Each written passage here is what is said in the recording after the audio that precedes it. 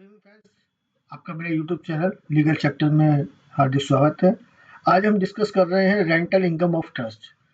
Rental income of the trust किस में consider होगी? इनकम फ्रॉम हाउस प्रॉपर्टी में कंसीडर होगी या वो इनकम अंडर सेक्शन 11-12 में जो है कंसीडर होगी। जनरली लोगों के माइंड में ये आता है कि रेंटल इनकम है तो वो जो है under the head income from house property में कंसीडर होगी।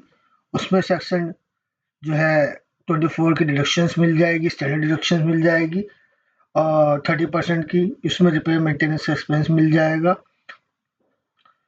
बट जो एज पर सेक्शन 11-12 है, अगर किसी ट्रस्ट के पास कोई प्रॉपर्टी है जिससे उसको रेंटल इनकम हो रही है, लाइक जैसे धर्मशाला है या फिर कोई एजुकेशनल इंस्टीट्यूशन है, उसके पास ऑडिटोरियम है, उससे जो है वो अपना ऑडिटोरियम अपने पर्पस के लिए भी यूज कर रहा है, साथ साथ वो जो है उसे रेंट आउट भी करता है जिससे उसको इनकम हो रही है, वो इनकम हमारी ऑब्जेक्ट ऑफ ट्रस्ट माना जाएगा और उसको जो है हम कंसीडर करेंगे अंडर सेक्शन 11-12 में received from main object of the trust, और उसमें से हमारे जो खर्चे हैं 85% वाले वो अलाउ होंगे।